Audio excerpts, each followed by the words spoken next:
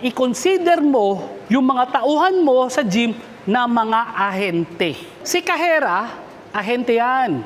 Bakit? Isa sa mga binibigay natin tips diyan sa mga kliyente natin sa Gym Depot, kailangan ma-compute mo magkano yung kailangan na benta mo sa loob ng isang buwan para kumita ka ng ganito. Kung magkano yung overhead expense ko para sa isang buwan, dapat ganun din at least yung kikitain ko. Kasi ako yung sumugal dun sa negosyo na yun eh. Let's say 100,000 yung kailangan mo maibenta para magkaroon ka ng ganito kalaking nakita. O kunyari, lagyan natin para mas madali, 10,000 pesos yung ano ko, 1 year ko. So, kailangan ko na makabenta ng 10 na 10,000 or 10 na 1 year per month. So, yun yung goal ko. So, ngayon, si Kahera, na ginawa mong ahente, kapag nakapagbenta siya ng 10 na 1 year, in 1 month, may commission siya. Actually, madali lang magbenta kasi sa gym.